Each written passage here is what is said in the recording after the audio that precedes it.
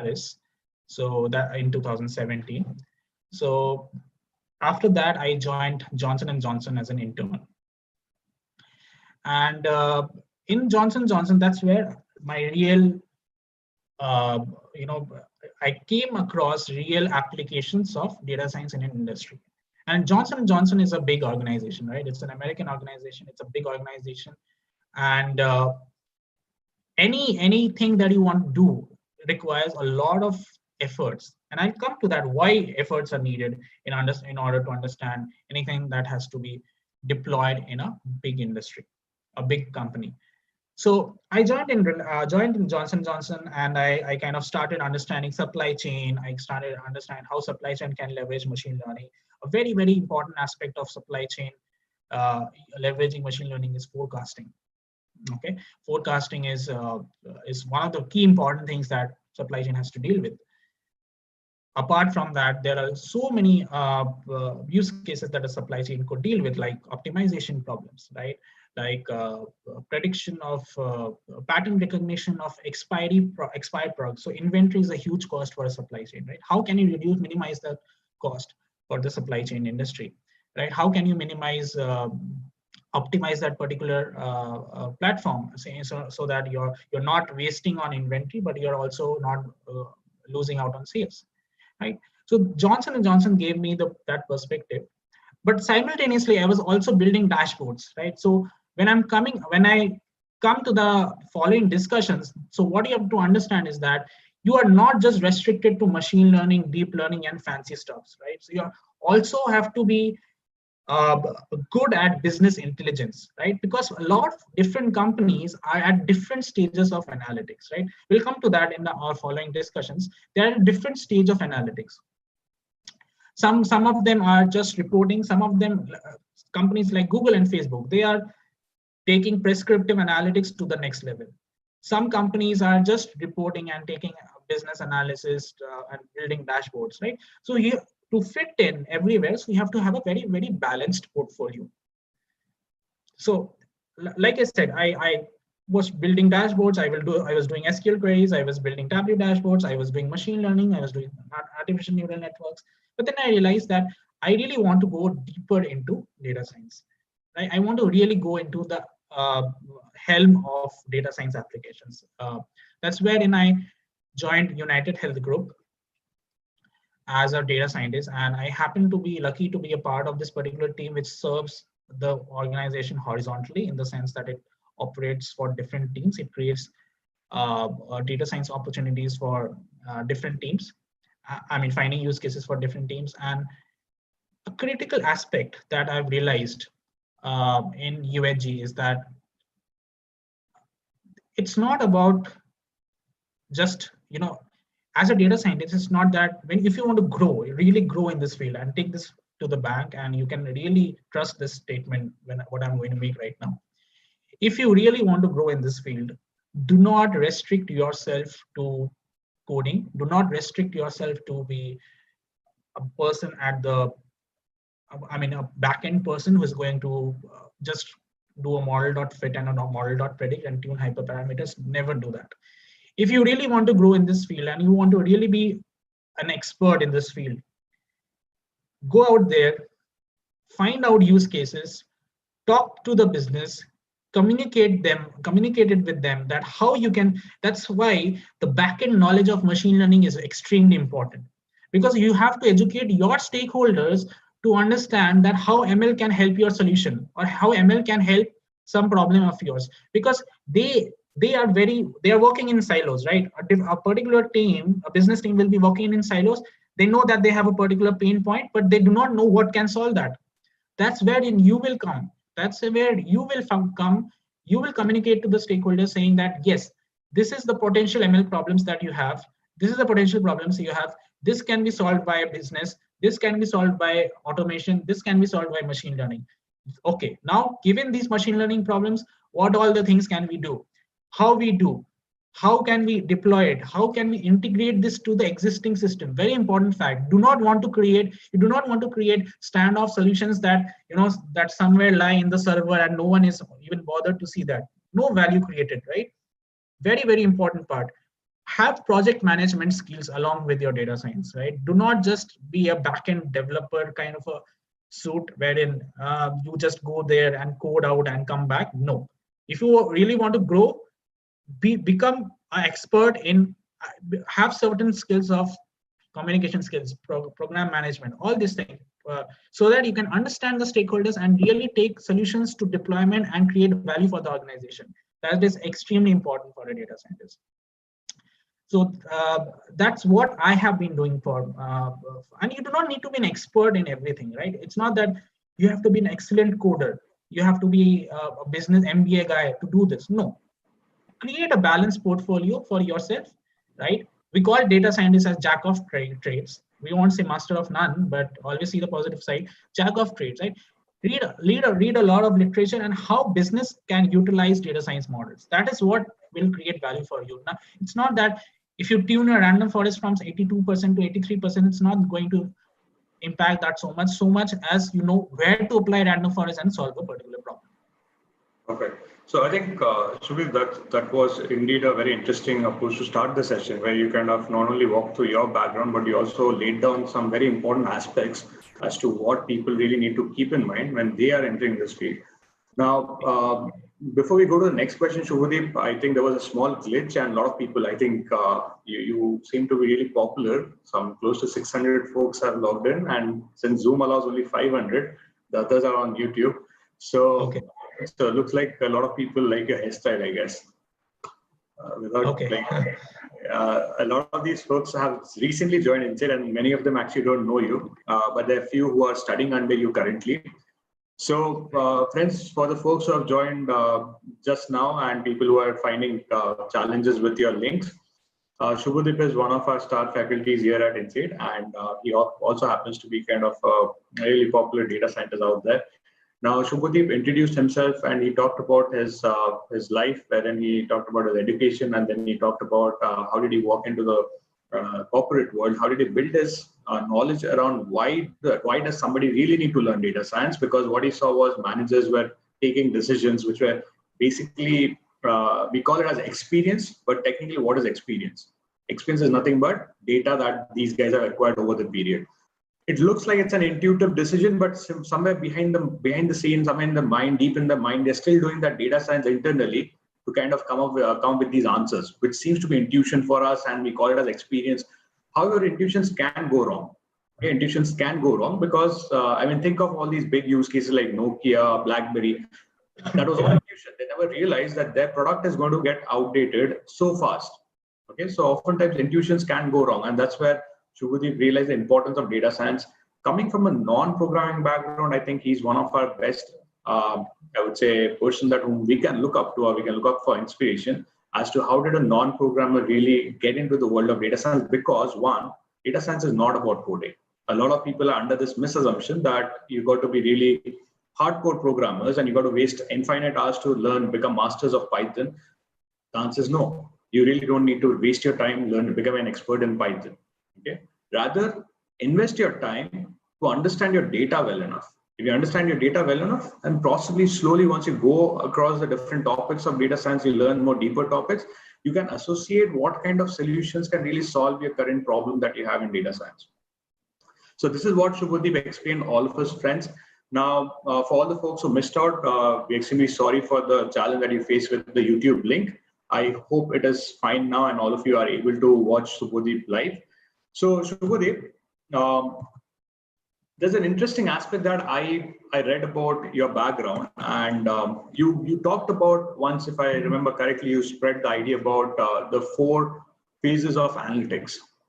Okay, something which Gartner has made really popular.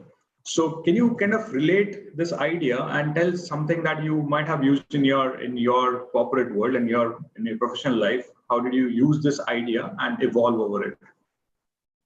Absolutely.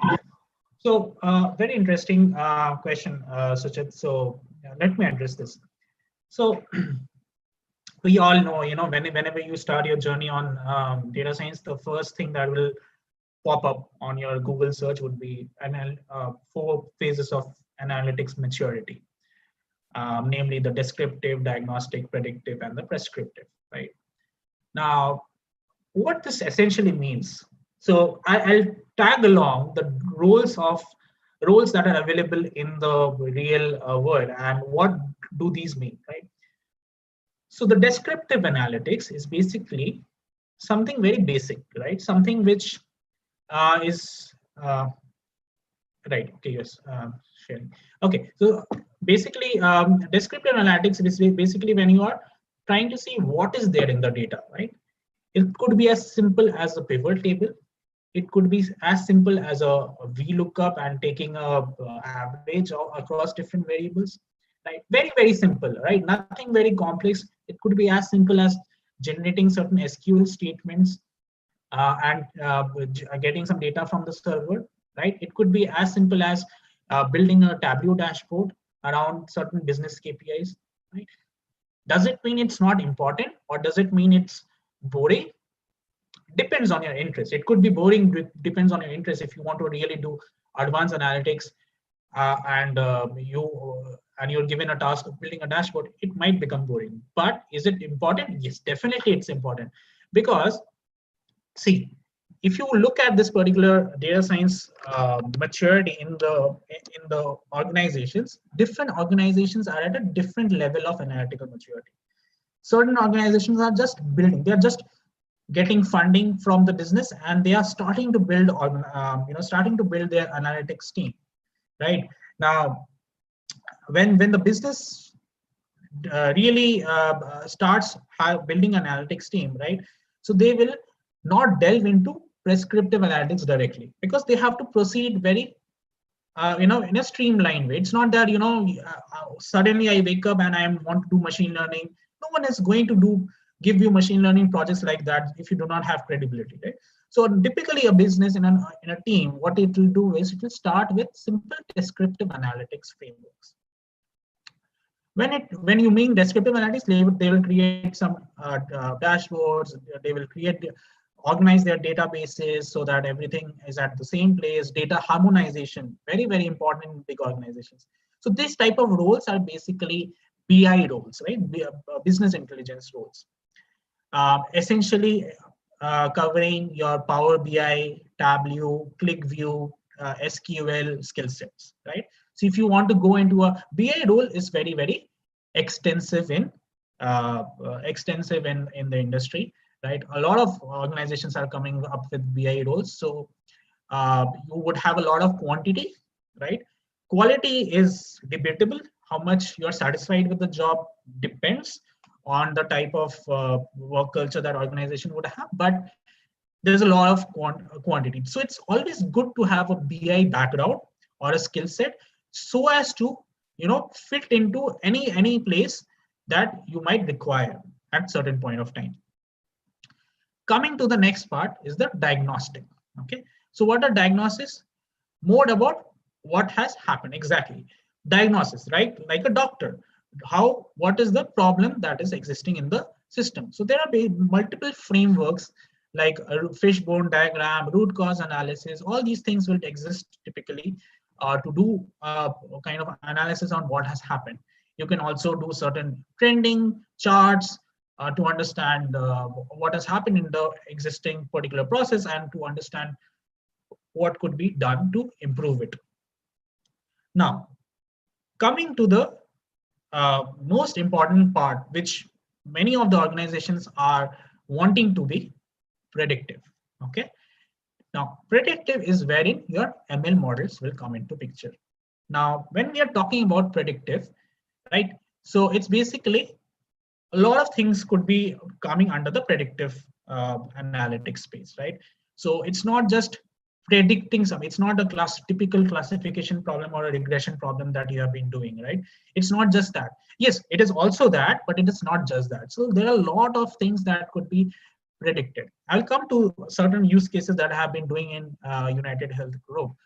But at a very, very broader perspective, predictive analytics is wherein you leverage your machine learning skills and in order to generate a solution. And very, very important part in predictive analytics is that how your business will consume the solution. You cannot have a Python notebook at your in your desktop or in your laptop and keep running models and wish the business to consume it. No. So when you are doing a predictive analytics, you have to, that's why predictive becomes a little difficult, because there are a lot of things that you need to care of. Descriptive, once you have built the Excel dashboard, you have given the Tableau dashboard, that's it. You publish the dashboard, you automate it, it create it, fetches the data, generates the dashboard, refreshes the dashboard, done. It's your job. Once done, it's done.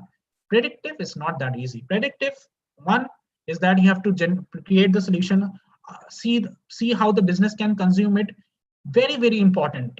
False positive. How can you tackle false positives and false negative? We till now we have been thinking that yes, I will design a threshold, and depending on the threshold, I will uh, say that whether what is the threshold for the business. I will talk to the business, do the cost analysis of how much cost I have to take into consideration for false positives and false negatives, and accordingly I will set the threshold. But that's not easy, right? What happens if you do a false positive? How will the business get impacted? What happens if you have a false negative? How will the business gets impacted? You have to take care. So these are called, foolproof solutions. How will you tackle? It's okay that you generate a false negative. No one is expecting you to give 100% accuracy. If that would have been possible, then they would have stuck to an automation guy and called in a robotic process automation guy to solve their problem. They accept that there is a accuracy problem. That's okay. That's not something that is you have done a sin.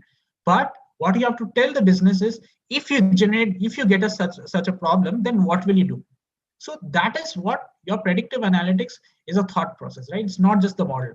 Coming from the point of understanding the stakeholders' requirement, coming from the point from communicating what you are going to build, coming to the point of how you want to implement it, coming to the point of how the stakeholder is giving you more information that you have to understand the requirement, right? Revisiting your solution, how you can deploy it, how can this make a streamlined deploy it, how can you maintain the model, right? Maintaining a model is very important. How frequent will you revise the training? How frequent will you go back to the model and check what is the performance, what is the latency, how fast your model is working, right? All these things is something that you have to take care when you are doing into a predictive analytics.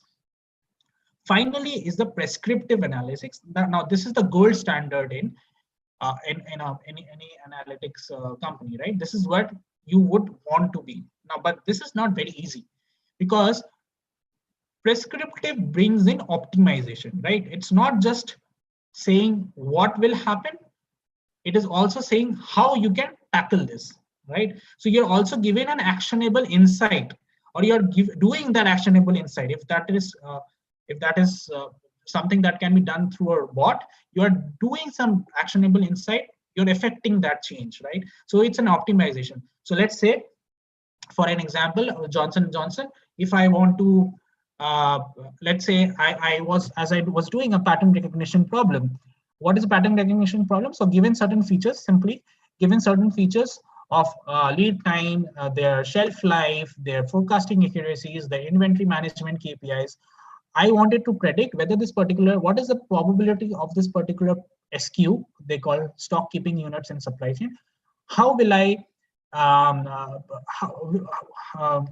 what is the probability of this particular product to expire in this particular, expire in the inventory, right? How will the product expire in the inventory? What is the probability, right? Now I get the probability, that's good. So let's say some X shampoo is going to expire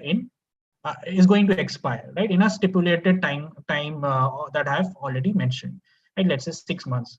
Now that's okay, right? So shampoo coming from produced in Brazil, being imported in India, sold in through the distribution channels in India, there's a high probability to expire. Now what could be the reasons? Because there's a high procurement lead time, because the lead time of traveling between Brazil and India might be very high, right? Now that's okay. What is the actionable insight on this? What will I do? You tell me, you told me that I have a problem, that yes, I can, this is a product which can expire lying in my inventory, which is a very, very big loss for me because I've incurred the cost of producing it, but I have not got the profit of selling it. So it is a complete loss for me, right? So now, what are the actionable insights? Actionable insights could be, can you bring up a plant in India, right? Can you shift the production in of the shampoo SKU in India? Now that is again a huge cost, right? It's not that someday I will put up a plant and there's a lot of things being supplied. I mean, a lot of things that need to be taken care. So can you add another assembly line in the existing production plant to do a shampoo manufacturing? What is the additional cost? How much this cost will be? How fast will this cost be recovered if I start producing shampoo and do not have to incur the transportation cost that is being incurred by me to bring in the products from Brazil to India?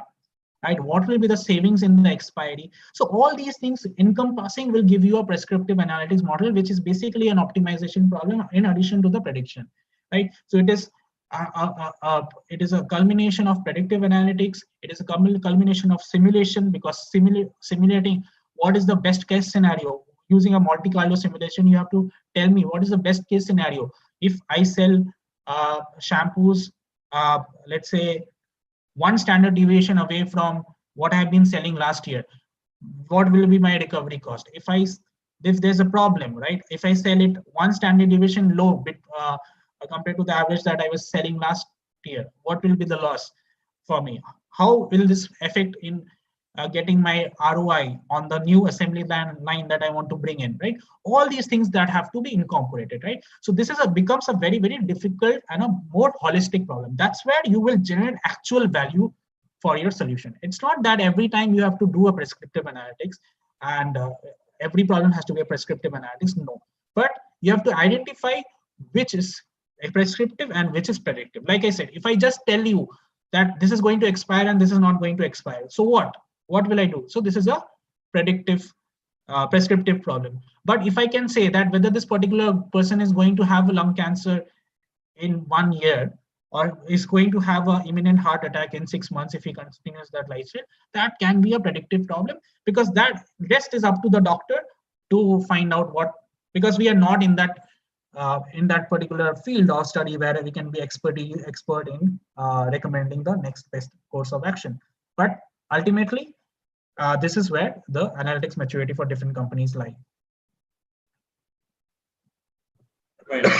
So thank you, Subhodeep. Thank you for that insightful idea. Now, so I'll move to the next one, which is around you've been associated with healthcare of late, right? And with COVID times, I think it's all the more important for healthcare companies to start looking into data properly. So can you share some of your, right now you shared about your Reliance experience. Can you share some of your experience from the healthcare perspective, and especially like if you have any suggestions from the COVID angle, that'll be wonderful. Absolutely. So essentially, any business, whenever you are going into an organization, right, you will be, there would be certain divisions, right? So for example, in the healthcare industry, there's a stark division between the clinical aspect, the front end aspect of the doctors, and the management or the administrative services like insurance and etc., right? So there's a lot of stark difference, because doctors are a proud community and they have done their, essentially they have learned 10 years of their, spent 10 years of their life understanding something, and you cannot just barge in and say that, hey, I have a model that detects lung cancer I created in 2 months, and this detects lung cancer in with a 96% accuracy, please take this model. He says, wait, I have 10 years of study, I have done a MD, I have done this. How can you come in as a data scientist and just tell me that, take my model with competing with my 10 years of study and 20 years of practice?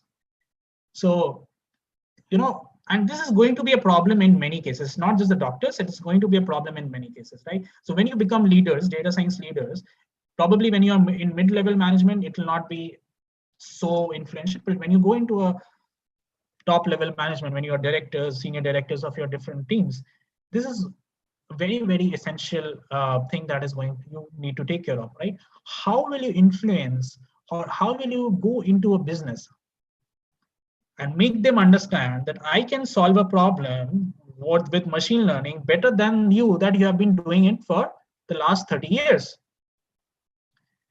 Now, this is going to be a very, very big challenge in understanding stakeholder or tackling stakeholders, something called as stakeholder management or client management, right? So why I'm focusing on these things is basically, do not stick to your bookish knowledge, or do not stick to your coding, or do not stick to your, uh, the learning materials that we give you.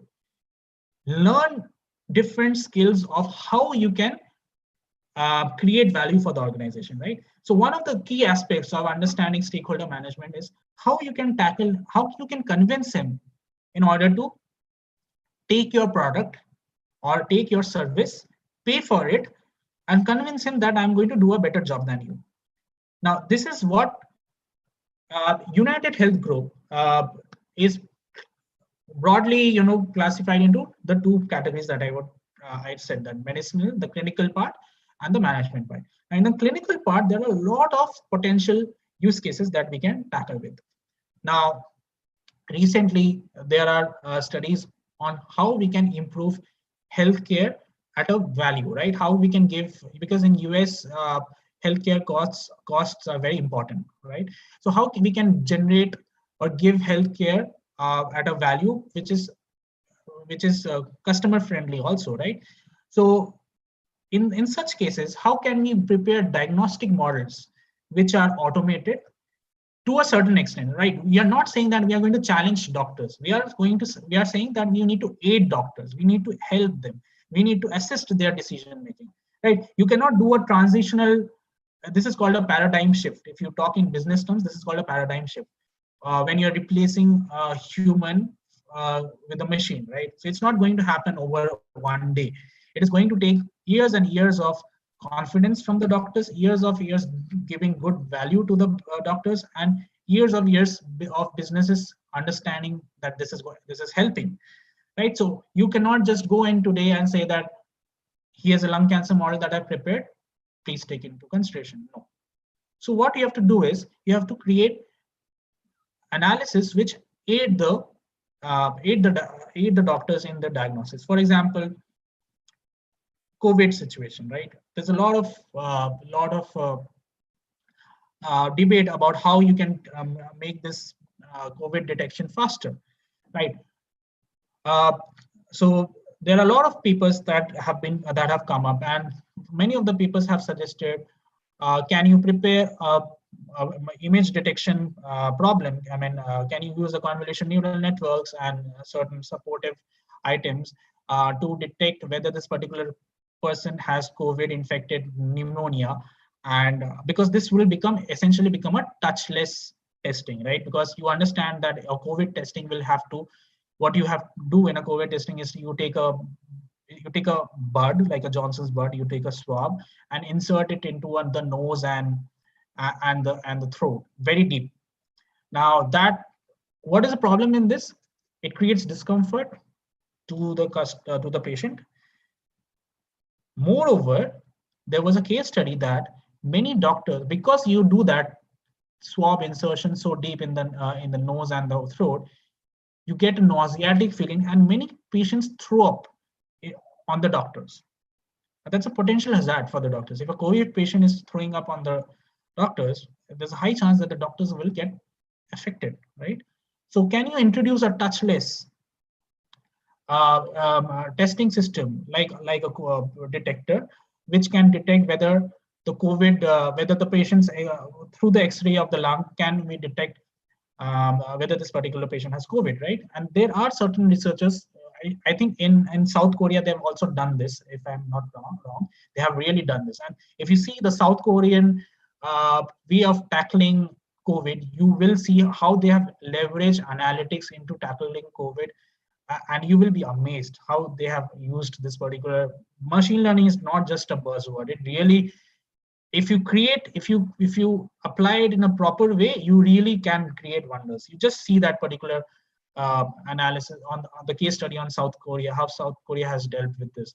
Anyways, coming to the point wherein how healthcare can help. So Diagnosis, right? So right now, for example, what we are trying to do is we are trying to have a multi-disease prediction model. What we are trying to do is, given some chronic conditions of a particular patient, which is less severe, let's say hypertension, diabetes, so on and so forth, existing conditions, their demographics, their family history, because UHG has a lot of claims.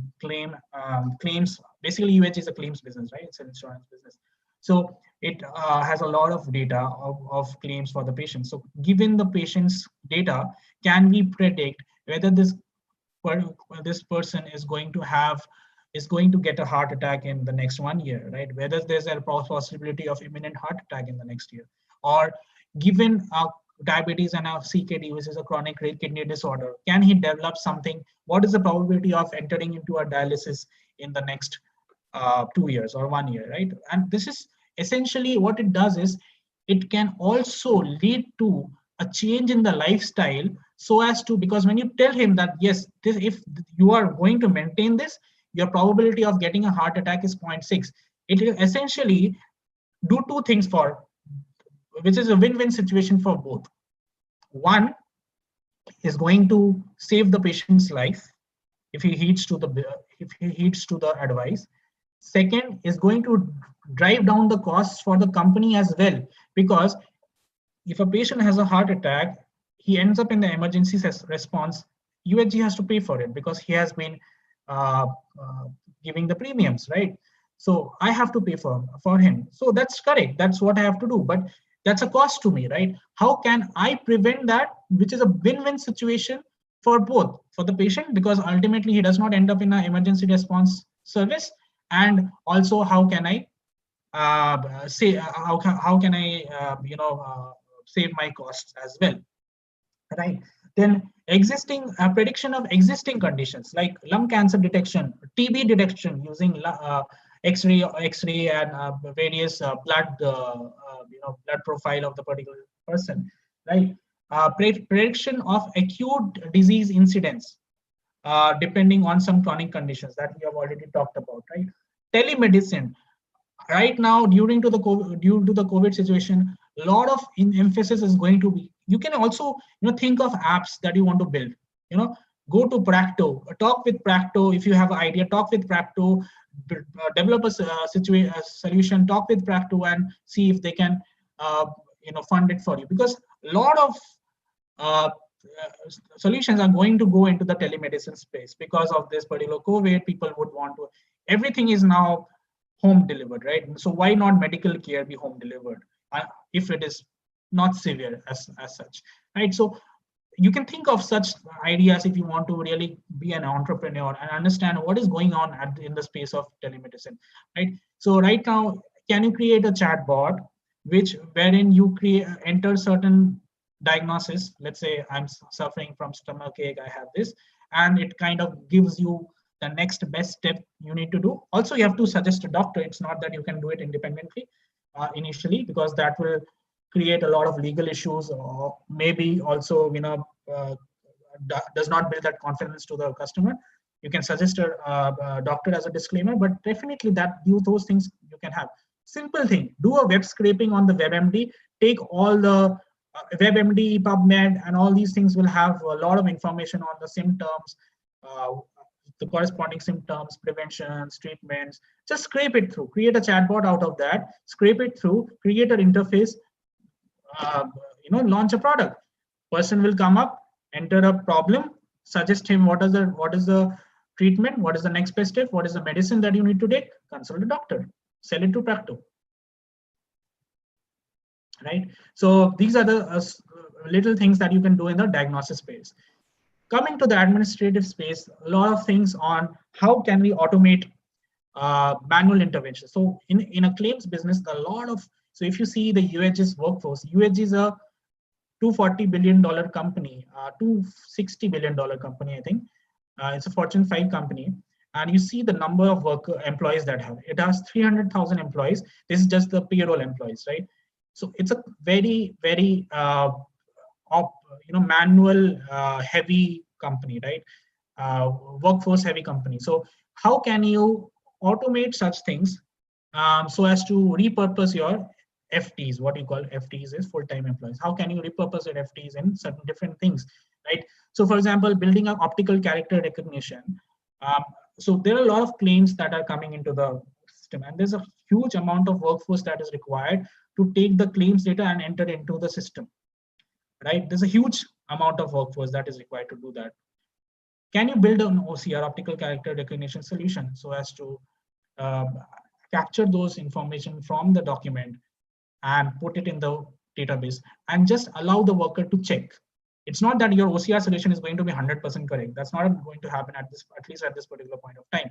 But just give the document and give the entered data as a comparison, which would have taken 20 minutes for the guy to enter the values, now takes about 2 minutes just to compare. So you have decreased the time utilization of a particular FT by 10 times, right? So these are very, very simple ideas implementing machine learning in real life, right? It's not that OCR is just a buzzword. No, it's actually it's going into production and people are using it, right? Very nice. So, Subhodeep, thanks for those wonderful insights. In fact, Subhodeep, we'll be glad to know that few of the students here at INSAID, they are actually doing something similar. So they scrape data from different APIs. Using APIs, they're trying to download the data for COVID. And they actually build these kinds of dashboards, which are really exciting. As this is the developer Akshay Arora, one of our old students. So Absolutely. This is what really makes it interesting, right? I mean, at the end of the day, when you start applying what you're learning, I think this really stands out of the entire thing. So, yeah. So as you heard from Subhodeep, that when you start applying, that is where you get the actual utility of what you have learned, and a lot of companies are actually benefiting of it. So companies have started working towards incorporating AI and machine learning into their system so that they can optimize. They can optimize the utility of their employees. You don't need an employee to work, say, 40 hours a week. When the actual work, okay, if you use machines, you can actually reduce that person's work by almost 75-80%. Okay, let the guy only work for maybe 8 hours, and the rest can be done by machines. So that is where every company wants to head to. How can I reduce the burden on humans? Okay, or rather, let's say, how can I optimize it? Now, with this may come in an idea that there would be job losses, but always remember, if a technology is introducing job loss, it also means it opens up job opportunities for some other field. So you got to take that call and decide which side do you really want to be on. What I really liked about Akshay is whatever he learned, he started applying. He created this nice, simple dashboard, and this dashboard is like really good in terms of, like, you can go ahead and check out different countries. You can see within the country what are the total values. Okay, so this is something that was really exciting and interesting from an instructor perspective as well, and from INSAID perspective as well. So I would encourage all of you that the whole point why we listen to all our industry experts is to understand how they are using it at their workplaces. If possible, why don't you try to replicate it? So, Subhodeep, since we are going, we are almost like we have crossed our time, but I also have to take some questions from the audience, which will happen a little later. So, what I'll do is I'll ask you two quick questions, and let's say if you can give me a quick answer for these questions, which is like you have worked on recommendation engines, right, in your professional life. So you talked about it. You talked about your applications in Reliance. You talked about your applications in UHG. Can you help us understand where did you use a recommendation engine and how did it bring value to the company? How do you decide what value it got for the company? Absolutely. So now recommendation systems, typically you would think a Netflix recommendation movie, e-commerce website, right? But that's not all, you know. So typically I'll explain you what happens in a claims business. So when I submit a claim, let's say I have a particular claim that I need to get the money for. So normally for certain types of conditions, what will happen is UHG will tell me a particular list of physicians, general physicians that they call in, which who are called primary care providers in US, the PCPs. They will give me a list of PCPs that I could refer to in order to get certain because the PCP has to really authenticate, yes, I have a problem, I do need this claim. So that's what the problem is. And you can also, start your therapy with that particular PCP as an interface. What we observed is that a lot of these PCPs, so UHG had certain rules-based system, because typically you would suggest a PCP who is nearby your nearby your location, and you will typically suggest that this is the PCP that you should look forward in your, who is covered in your plan and who you can afford typically, right? But UHG observed doing a diagnostics on the system that the recommending the PCPs that the UHG is recommending or is telling to the member, a lot of people are going there for the first time, maybe it's the second time, and then changing it, right? So it's basically they are not satisfied with the PCP that they are being told to go to at the first instance, right? So it creates a cost for UHG, because when you have to switch to a PCP, there are a lot of approvals required. There's a certain cost involved for the company. There's a certain cost involved for the member. So it's a loss-loss situation for everyone. Now, can you build a recommendation system, right, incorporating a collaborative filtering method, wherein, or not exactly collaborative filtering, a hybrid approach of content and collaborative filtering. Collaborative filtering, which takes care of the matrix between the member and the provider. Member is basically the person who has the disease, who is going for to reclaim his claim, and the provider is basically the doctor, the PC, primary care physician. So can you have a recommendation system which employs a hybrid approach of a collaborative filtering on the matrix of the member and the provider? In the matrix, we have the feedback that the provider has got through one member in the history, because the UHG is maintaining that, right? So what is the feedback given to this particular provider by this particular member? So that is your matrix. Now, can you apply a collaborative filtering technique using support a singular value decomposition? Or there are multiple methods you can use on recommendation system, like the neural collaborative filtering, right? By attentive asynchronous singular value decomposition, convolutional based filtering. So a lot of things can be done. Can you do that? Along with that, add the content based approach of the members demographics, the providers expertise, right? All these things can you take into consideration and suggest a PCP with which the member sticks. Okay, it does not drop him off in the second call. And this creates a huge value for the organization, because I told you it's a loss for the member, it's loss for the provider, it's loss for the company, right? Everyone is at a loss, right? So it definitely added a lot of value, and this is what we kind of built for in terms of a recommendation system for the healthcare industry, where any interaction between if you have any interaction between a couple of entities, like the user and the item, or the user and user, you can definitely build a recommendation system and apply it, and create amazing insights out of it. Awesome. So the whole point is, at the end of the day, whatever we are building, it should end up proving some worth to the company, so that value that you generate. So in this case, did you use any kind of specific metrics to understand the value that is being generated? Yeah, of course. I think any machine learning problem has to be seen like a typical project, right? So you have to create a cost benefit analysis at the first instance. When you get a requirement from a stakeholder, understand that if I implement this solution with an accuracy of, let's say, X%, how much profit will you have, or how much let's say, just for the sake of it, let's say when we were talking about the OCR solution, right? Let's say you have a team of 20 FTs, each were 100% utilized, and you were taking about 20 minutes to feed in the data. Now you have reduced the time of that particular instance from 20 minutes to 2 minutes. So you have reduced the number of FTs that are required for you by 10 times. So you typically require now 2 FTs for your same purpose of work, I mean, same work, you require 2 FTs compared to 20 FTs. So that 18 FTs is direct saving. Obviously, you're not going to fire them and save that money, but you're going to repurpose them. That's the objective of the organization.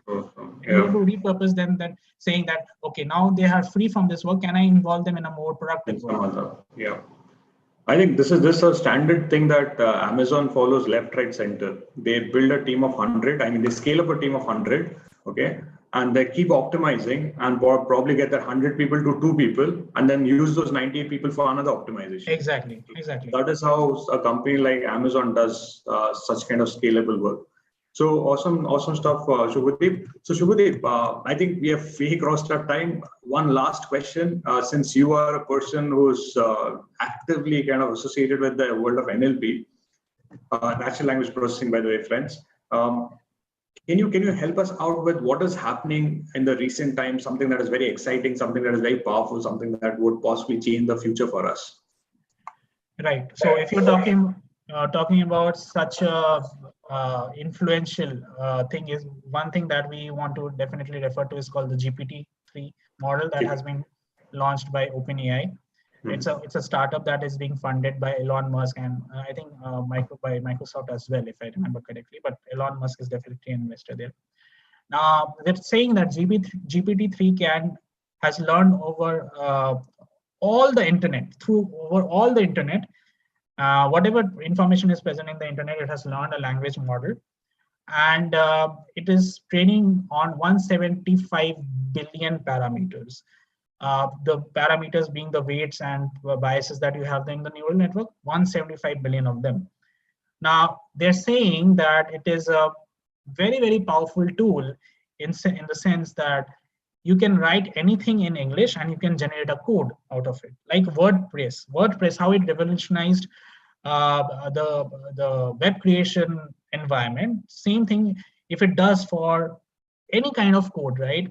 Let's say SQL, Python, JSX, Java, whatever it may be, right? If it does that, then how powerful is it, right? You just write some English statements and it generates the code out of it. Or it's not just that, you just write a single one-liner, it will create a story out of it. You generate some certain music octaves, it will create a song out of it, right? You write a story, you write anything, and it will generate some forward-looking models, I mean language text out of it. Now, coming to the point whether we should be scared out of this, absolutely not, right? First of all, I'm not shying away from the reality, right? It's not shying away from the reality that there's something which can affect the job. No, I'm talking about the reality. What GPT-3 is insisting is that they are democratizing. Okay, let me spell this out. Democratizing the codes, and it is making skill independent. But that's why I told you not to focus on just the coding part. So they cannot replace you if you have the business understanding, if you can apply ML and you can create value out of it. No one, and absolutely trust me, no one can replace you if you can do that.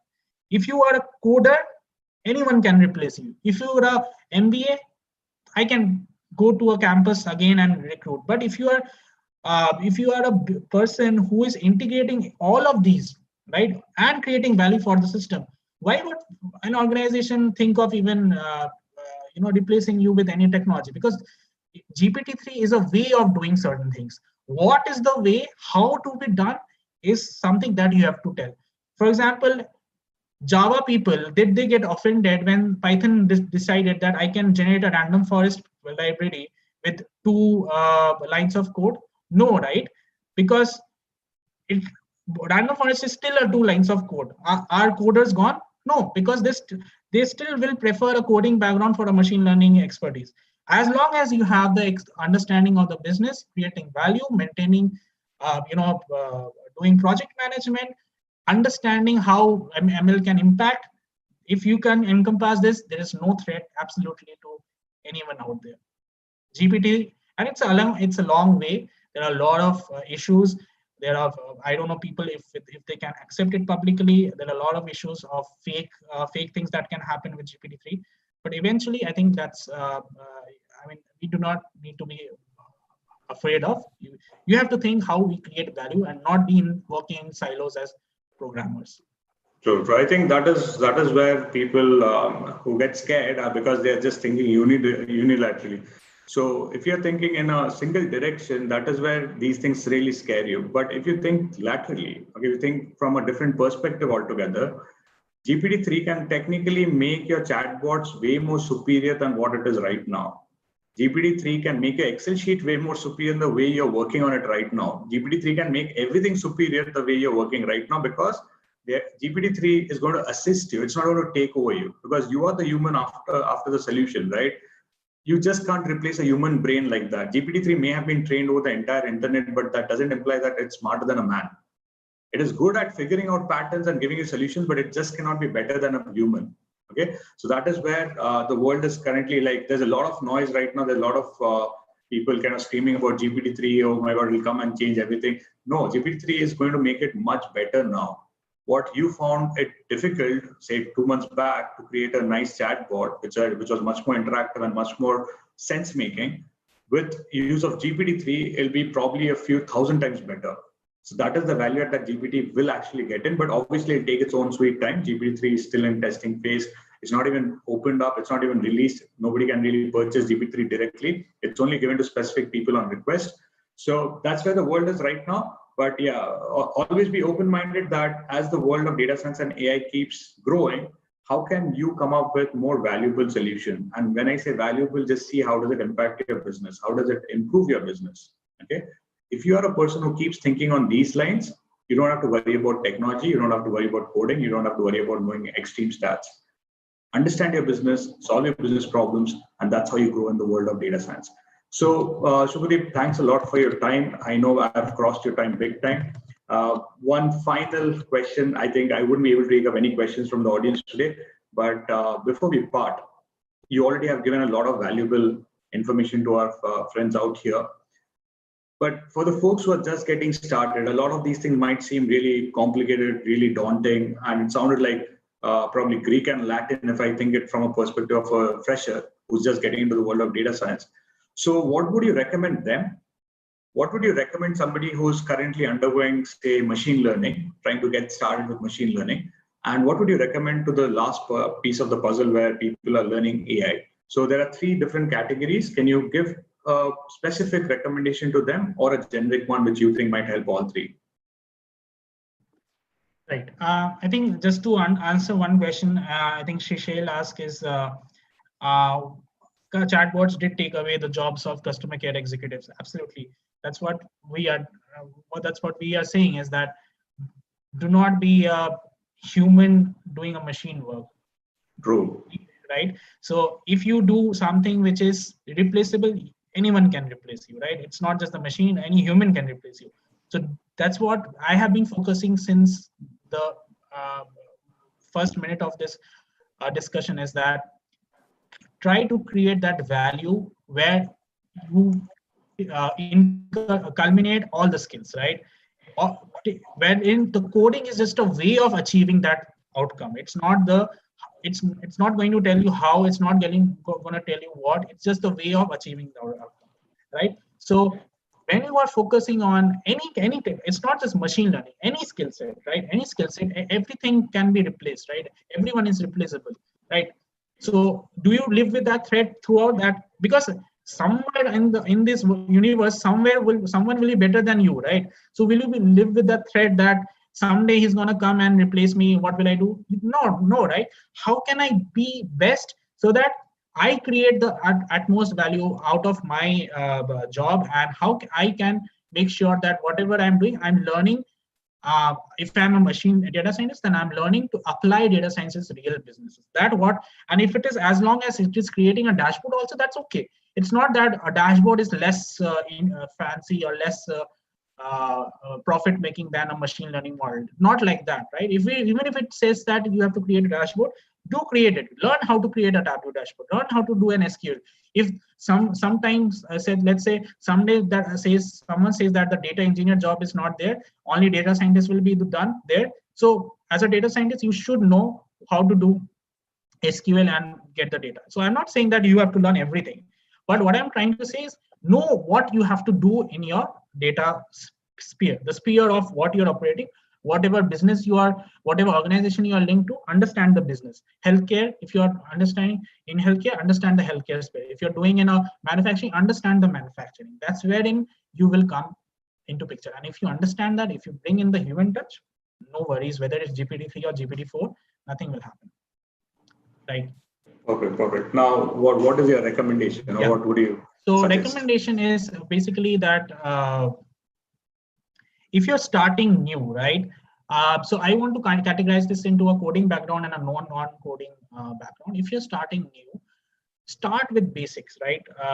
Understand data management, understand databases, MySQL, right? NoSQL, start with SQL. Start with certain visualization. Do follow that maturity curve, right? Start from descriptive to predictive and prescriptive. Start with SQL. Do a data management. Understand the data management. Understand the what a typical BI does. Move on to diagnostic. Understand how you can create dashboards. What are the different visualization techniques? What is whether it is good to learn Power BI or ClickView. Start with that. Maybe Tableau is more interesting to you. Learn a visualization skill. Okay, I'm not saying learn everything. Learn SQL, done. Learn a little bit of Excel, done. Then move on to the visualization part. Learn a visualization dashboard, how Tableau, ClickView, whatever it may be, and then finally move on to the modeling part. Understand the mathematics behind it. Understand what the model is doing, because when you educate stakeholders, if you look like a layman, if you're just having very superficial knowledge about machine learning, you'll never be able to convince them to take your product. Understand the back end of the machine learning, what the algorithms are talking about, right? Move on to the implementation, how you can take models to deployment, right? How you can make that integrated into the system, right? It should not be a one-off product lying in your laptop. It should be something which can be consumed. How to maintain it. Finally, to move on to the prescriptive part on how to take decisions by optimizing the output. Let's say some optimization techniques you want to use to see what is the output being generated and how false positives and negatives can impact the corresponding cost. And finally, build custom loss functions depending on the cost of the business, on the false positive and false negatives. You can do that in your deep learning this thing. And finally, understand how these things can be taken into the real implementation by optimization of the process, right? And suggesting an idea which can be implemented. Do not just throw out ideas saying, let's build a plan in India, then I can reduce that expiry. No, it's not. No one is going to accept that. If you want to say that, if build a plan, come out with a complete detailed analysis of how much marginal production you should have to increase to what is the cost of the capex, what is the ROI, all these things you have to think about. So have a project management and a data science skills. That's what you should. And then once you have that, keep building on that, ultimately to be a leader in this particular field. But this is the natural progression that you should have. Wonderful, wonderful. I think really important insights, friends. What Subhodeep really kind of wanted to kind of convey to all of you here was that at the end of the day, you don't have to learn everything under the sun, but you also don't restrict yourself to just learning one thing. So you got to keep learning incrementally. Have a very structured plan in mind. Take it step by step. You can start with SQL, as he suggested. Now, SQL is not necessarily all of you have to learn SQL. You can alternately learn Pandas. Okay. Pandas could also possibly do exactly the things that you can do on SQL. Okay, so you can use Pandas and Python, or if you're already a coder, you might know SQL already, so you can learn SQL. Now, after that, why don't you proceed with some more interesting aspects, which is like, how do you see your data, visualize it, show dashboards to the companies and make them understand what is the utility or value of those particular data points that you're capturing. Give them ideas, give them ways in which they can better their strategies. After that, go for prediction. Okay, why don't you try to see, okay, if there's a consistent pattern, do I really need humans to do the work? Can I just automate that entire thing by passing it over to the machines? Get the machines up and running. Once your machines are up and running, go for the next hit, which is prescriptive. Prescriptive is where the entire big picture is. And that is something that I would recommend people with really high years of experience This is where your expertise should come in. Your experience counts here, where you are talking about how can you do beyond predictive. Okay. Now coming to the point, a lot of you learned that there are so many components in the world of data science, and there's so many steps that you got to do. So what my recommendation would be is please don't rush into things. Okay. And I think Subhodeep, you would agree with me on this, that Absolutely. a lot of people, they do 10 courses and they start doing everything under the sun. And what happens is you end up being confused. Instead, if you had just stuck to one single thread, taken it step by step, okay, you would have realized the true value of data science. And as Subhodeep rightly mentioned, at the end of the day, when you're building something, just don't build it for the sake of building. Think deep, how will it benefit the company? How will it benefit your stakeholders? Try to see from their perspective as to, okay, this is my business, I'm selling fruits, okay? If I apply this machine learning algorithm in my fruit shop, how do I increase my sales? Or what value add do I get? Every dollar saved is every dollar earned, right? So basically, if you are saving costs, that is also making money for the business. It need not always be increasing sales. You could save cost, which is called as optimization. You can save cost, you can optimize the system, you can make it better by the day. Okay. So this is where I think all of you should be very focused on. Take it step by step. Don't rush into everything. Data science is not something that you learn overnight, and don't even try to learn it overnight. We have been exercising for years altogether, and it takes time and patience and thinking. You have to think. That is why machines can't replace you. If you start building that idea of thinking, then trust me, you don't have to worry about, as Subhodeep as well mentioned, you don't have to worry about GPTs and any other thing that is being evolved right now in this particular field. Okay, so with that, Subhodeep, a big thank you to you. We have crossed our time by almost 45 minutes, 15 minutes. So, but overall, Subhodeep, it was great learning from you, and it was great listening to your experience as well. What we would love to kind of see going down the line is all the things that we've learned so far. I just hope our friends here also try to implement them, right? That would be one of the sessions that I would say that whatever we learned from Subhodeep, why not just try to mimic similar ideas in our business space or in our professional lives?